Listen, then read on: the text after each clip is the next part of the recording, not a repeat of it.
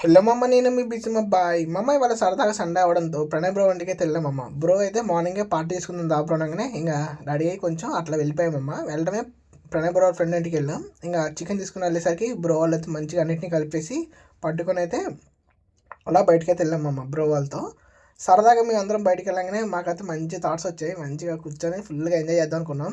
ఇంకా మేము వెళ్ళిన తోట అంటే కామెంట్ చేయండి మామ, మీకు తెలుసుంటే మాత్రం. ఆ తోట చాలా స్పెషల్. ఇంకా ఈ మధ్య దాంట్లో ఒక సినిమా కూడా తీశారు ఆ తోట మీద.